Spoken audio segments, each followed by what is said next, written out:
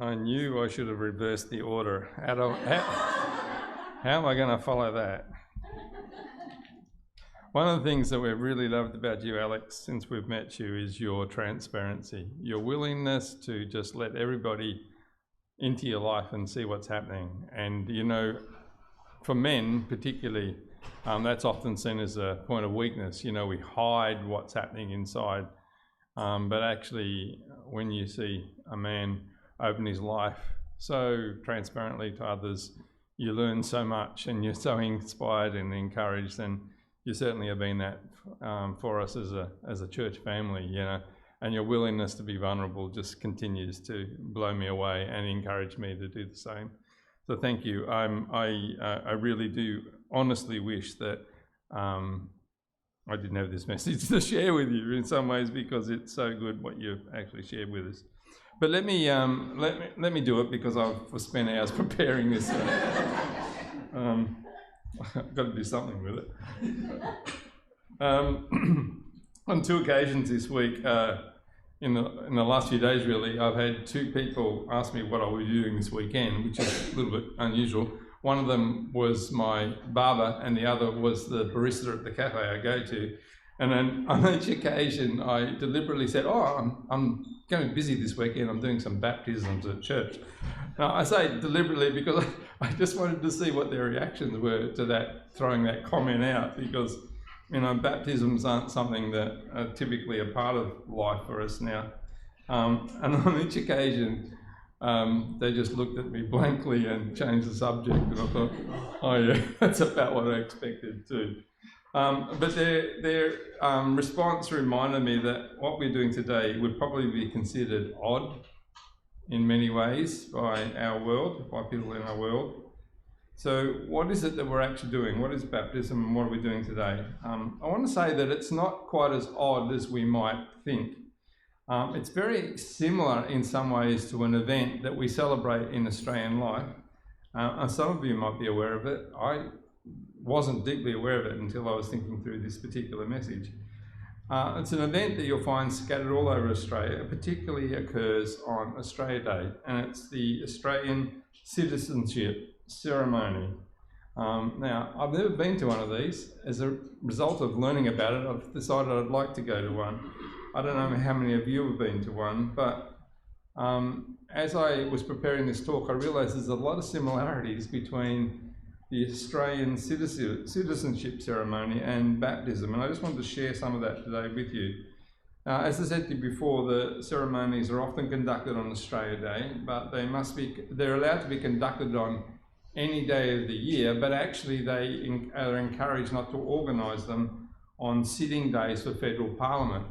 And the reason for that is that ordinarily for one of these ceremonies, the Federal Minister for Home Affairs or a local MP is encouraged to attend. And so obviously if they're sitting in Parliament, they can't attend these ceremonies. So they're encouraged to be held on other days apart from sitting days of Parliament. But the only exception is that there is a day in our calendar, I don't know if you know this, Aussies, but there's a day in our calendar called the Australian Citizenship Day.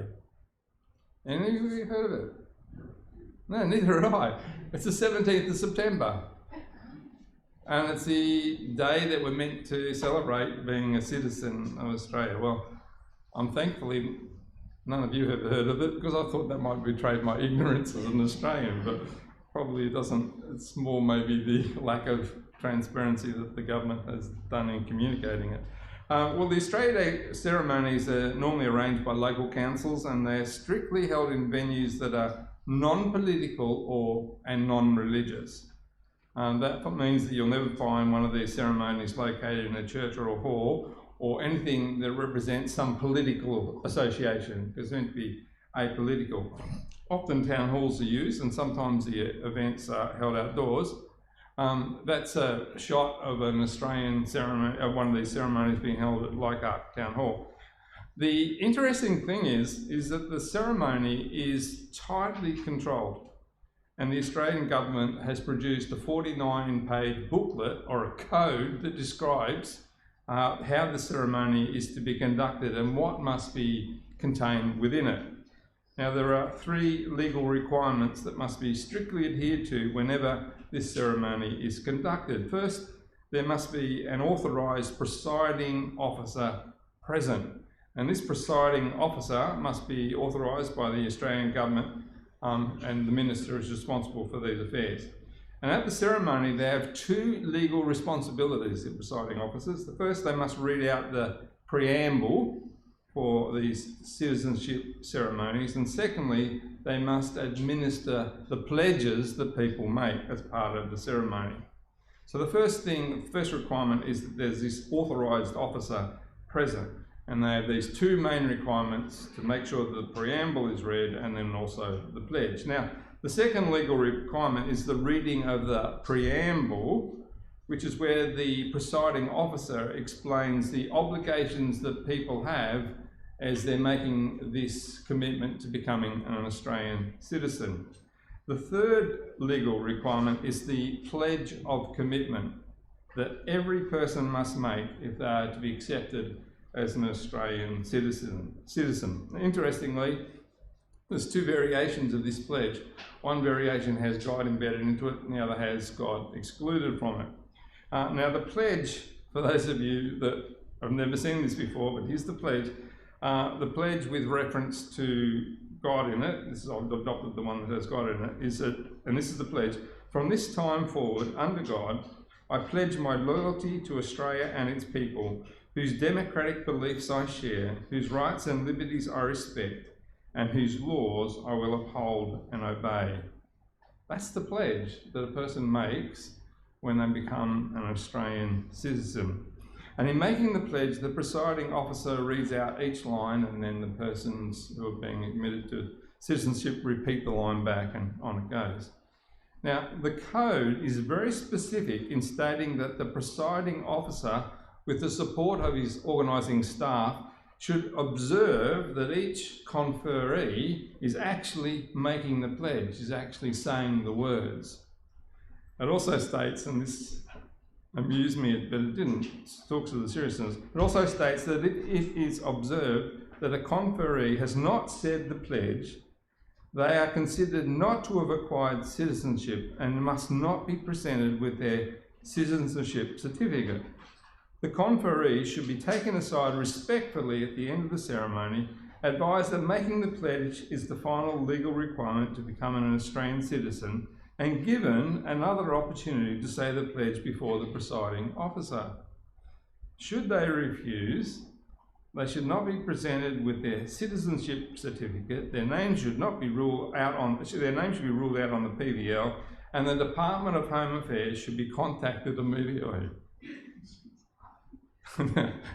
I had no idea about this stuff, so it's been fascinating. Now, what is normally done at the ceremony, but which is it's not normally done at the ceremony, but it's something that I think really would be important for new citizens to know, is the obligations that the Australian government has back to them. So we don't find this in the ceremony, but there are obligations that the Australian government has to people who become citizens. And these are some of those obligations: to protect citizens and their rights, to provide public services and infrastructure, to manage the economy and shape social policies that promote the well-being of citizens, to defend the nation against external threats, and to intervene for citizens who are in need or danger overseas.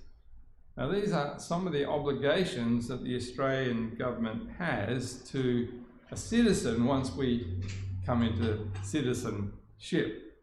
Quite interesting, isn't it? I don't know how many of you followed closely the evacuation of Australian citizens and visa holders from Afghanistan all those years ago.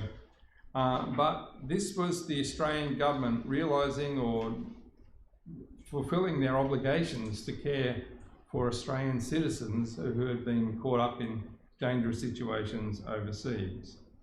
And it was the case when the Australian Army was sent in to help evacuate Australian nationals and visa holders from Afghanistan in August of 2021.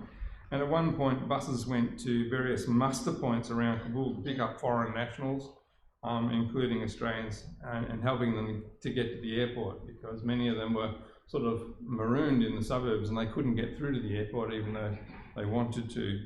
And by the time the Australian forces left Kabul airport at the end of August, they had managed to evacuate 4,100 Australians from the country. It was a massive effort. Tragically, and I say this, tragically many of the Afghan interpreters and helpers that had ably assisted the army over the years were left behind, and many of them will have lost their lives as a result. But having an Australian citizenship in those days meant the difference between being evacuated or potentially left behind to the mercy of the Taliban. So you see how profound it made. The difference it made is if you had a piece of paper that said, I'm an Australian citizen. Now, we can consider the Australian citizen, well, I'm going to say this way. We wouldn't consider the Australian citizenship ceremony as being odd, would we, really? In fact, we might be deeply moved by the joy with which many people become Australian citizens. Their joy at finding a nation that is safe, where they can flourish without fear of persecution, is very real. So we don't find this kind of ceremony odd, but neither should we find baptism odd, for it's almost, there's some extraordinary parallels between it and the Australian citizenship ceremony. And I just want to draw out two of those parallels for you as we get to the time of doing baptisms with our three beautiful people today. So I just want to talk about the baptism ceremony just momentarily. So the first thing I want to say is that baptism signifies citizenship in God's family. This is the Australian ceremony, signifies citizenship into Australia. Baptism signifies citizenship into God's family. One of the great teachers of Christianity when it was developing in the first century was the Apostle Paul. And Paul had been one of the early persecutors of Christianity until Jesus appeared to him in a Damascus Road appearance, probably around about 33 to 36 AD. Alex referred to that in his talk. And this appearance of Jesus, of the risen Jesus, to the Apostle Paul on the road changed everything for him. It suddenly meant now that Paul had to deal with the reality that this Jesus that the Christians were talking about as being raised from the dead actually had been raised from the dead, and he had appeared to the Apostle Paul on the road. And that transformed everything for Paul. See, if Jesus was alive, then he must be the Son of God, as he claimed. And that event changed Paul from being a persecutor of Christianity to being one of its greatest missionaries. And then listen to what he says to the Christians in one of the early churches in Galatia. So he became a missionary after he had this encounter with Jesus, and he travelled all through the Roman world preaching and teaching Christianity. And one of the churches he set up was in a place called Galatia in modern Turkey. And he's been talking to this church about, it was a letter that he sent, that no human being has kept God's laws well enough to be accepted by a holy God. We all fall short of that. So God has taken the righteousness of Jesus and given it to us, to clothe us with Jesus' perfection in order that we become members of God's family. And Paul says to the Galatian Christians in this letter, and to us now as Christians thousands of years later, Paul says, this is what God has done for you. He says, for you are all children of God through faith in Christ Jesus. And all who have been united with Christ in baptism have put on Christ like putting on new clothes. There is no longer Jew or Gentile, slave or free, male or female, for you are all one in Christ Jesus. See, we've all come into one family. It's God's great family. What Paul is saying is that through the act of a baptism, we're identified with Jesus. We come into God's family. And this identification is like we have put on Jesus' clothes. When people look at us, they say, that's strange. He or she is wearing Jesus' clothes. And I could have sworn that Alex or Fred or Joanne, they were wearing their clothes, but they're wearing Jesus' clothes. Now, I'm sort of just embellishing this a little bit, but that's what Paul is saying, figuratively, of course, that when we're baptised, we're demonstrating that we've been united with Jesus. What he is, we have become and it's like we've put on Jesus' clothes. And these are the clothes that Jesus wears, so that means that we must be part of his family. And that's Paul's point, of course. He's saying that when we trust in Jesus' goodness and not our own, then we all become part of God's family. And in this family, there are no distinctions of race, freedom, or gender. Every person, no matter what their gender, status, what their ethnicity, they're all equal citizens in God's family.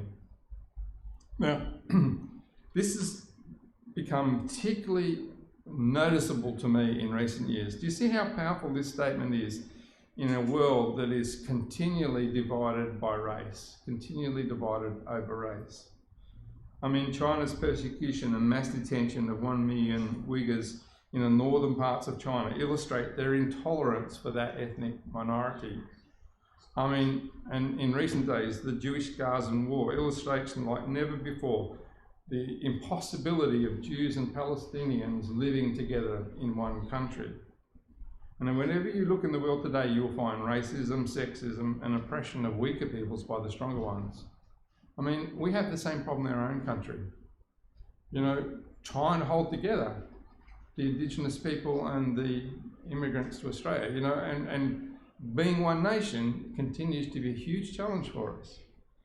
And this is the beauty and the wonder of what God has done in Jesus. He brings us all back together as one family. And when the Church of Jesus is operating as it should be, it's a beautiful demonstration of how all cultures, all ethnicities can be together in one place without discrimination. Paul says this in Ephesians 2. He says, "For Christ himself has brought peace to us. He united Jews and Gentiles into one people when, in his own body on the cross, he broke down the wall of hostility that separated us." That's the first thing that baptism does. It represents the bringing back together of all the ethnicities in the world and bringing them together into one family. And that bonding together into one family only happens through Jesus. He's the originator of the new race that God is calling out. And we come together as one, and baptism signifies that. Secondly and finally, baptism symbolises the way we get our citizenship, all right? Symbolises the way we get our citizenship. Well, the way citizenship to Australia is accomplished is through pledging loyalty to Australia and agreeing to respect the rights of others and obey and uphold the laws. Now, it's obviously a good thing to make a pledge of loyalty, but the reality is that none of us always end up defending the rights of others or obeying and keeping all the laws of Australia as we ought to. I mean, it's always a challenge around tax time, isn't it? You know, my taxes would result in potentially the benefit to other Australians, but I do the best I can to minimise them as much as possible.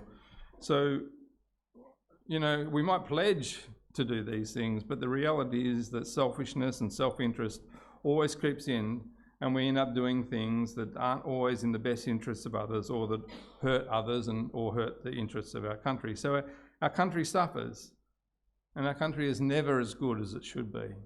We live in an amazing country, but it's never as good as it should be because our innate selfishness will hinder that. But baptism symbolises the way that God changes the people that he brings into his family. That's what baptism symbolises. Listen to Paul again, this time in a letter to the Christians in Rome, as he talks about the way that God's power has broken sin in our lives. And in Romans chapter 6 and verses 2 through 9, we have Paul introducing us to that. He begins with a question in verse 2. Since we have died to sin, how can we continue to live in it? That's his question. If we've died to sin, how can we continue to live in it? Now, we don't understand what he means by that, but he's going to explain that. Then he answers the question in verse 3. Have you forgotten that when we were joined with Christ Jesus in baptism, we joined him in his death? For we died and were buried with Christ by baptism. And just as Christ was raised from the dead by the glorious power of the Father, now we also may live new lives. Since we have been united with him in his death, we will also be raised to life as he was. And he goes on, we know that our old sinful selves were crucified with Christ so that sin might lose its power in our lives. We are no longer slaves to sin, for when we died with Christ, we were set free from the power of sin. Now, the point that Paul is making is that baptism symbolises our relationship with Jesus and the way he breaks the power of sin in our lives. Notice verse 4 and 5 there again. For we died and were buried with Christ by baptism. And just as Christ was raised from the dead by the glorious power of the Father, now we also may live new lives. Since we have been united with him in his death, we will also be raised to life as he was. So Paul is saying that baptism symbolises our dying and rising with Jesus. When we go down in the waters in baptism, this symbolises dying, as Alex said so beautifully in his final prayer there. When we go down into the waters, it symbolises dying with Jesus. But then as we are raised back up through the water again to breathe again, this symbolises our new life with Jesus. So the key to understanding it is to recognise that when we profess faith in Jesus, God somehow unites our life with his. So notice verse 5 there again, when Paul says, since we have been united with him in his death, we'll also be raised to life as he was. Now, that little word united is an interesting word. It's a horticultural word. And for some of the others amongst us who know gardening a bit better than I do, you'll relate to this more strongly. It's a word that talks about being engrafted into the root. So just as the horticulturalist takes a small graft and cuts a wedge in the root and then embeds the graft in, that is what God has done with us as his children. He's taken us and engrafted us into the rootstock of Jesus. And so as that graft takes and as that rootstock grows, we become one with Jesus. His life becomes our life, and we grow in the experience of that life. What Paul is saying is that we've been united with him. We've been united in his death and we're united with him in his resurrection. And baptism symbolises this. I know it's a bit hard to understand, but let me give you an illustration from Tim Keller that might help. He says, imagine a person who has become rich. Now he says, how did he become rich? Well, he became rich through his giftedness and hard work. While everyone else around him was relaxing and wasting their money, this man was expanding his business and working hard at accumulating wealth. But then imagine this man gets married. How do those riches then transfer to his wife? Well, she doesn't work hard for them, does she? She simply inherits them as a result of the relationship that comes to her through marriage. She gains them through grace and through the hard work of her husband. Now that's exactly what happens for the Christian. The righteousness that we gain comes to us through our relationship with Jesus. We're grafted in, and as a result of that, all of his goodness becomes our goodness. His life becomes our life. And that's how it is for us. We don't get our riches by working hard. Paul has already said in Romans that no matter how much work we do, how hard we try, we'll always fail to reach the standard that God requires for entry into his family. And just think about it with your own family. It doesn't matter how good your family or relationships are. There's always little irritants in there that always mean that our families never approximate to what we really want them to be. But that's not how it's going to be for God's family in eternity. God's family in eternity is going to be absolutely perfect because it's a family that's born out of the rootstock of Jesus, out of the perfection that is his. And so that's why God has to clothe us in Jesus' perfection before he lets us into his family, because otherwise we'll end up destroying that family, undermine it, and then heaven will no longer be heaven. And let me tell you, I'm sure that all of you have different struggles in your own family lives. And there's times where you just wish it was different. One day it will, when we're part of the family of God. It'll be a family that will be perfect and an absolute delight to be a part of. So that's the second thing that baptism does. It symbolises the way we get our citizenship in God's family. It comes through our relationship with Jesus. Let me just conclude. I mentioned at the start that one of the things that are not done in the citizenship ceremony that would be helpful would be for actually the presiding officer to articulate then in turn what the Australian government commits to the new citizen. One of the great distinctives of Christianity is that it emphasises the rescue effort that God has mounted on behalf of redeeming us. So, baptism speaks to that. Baptism speaks of what God has done to rescue us. God has taken on the responsibility to do what we were unable to do. I was sharing this with the church last week. I have a friend who struggles and has struggled and continues to struggle with alcoholism. It just has destroyed his life. He's had a little bit to do with Christianity over the years, and a couple of years ago he came, knocked on the door and came to our house, totally blotto. I mean, he was drunk as a skunk, not making a lot of sense.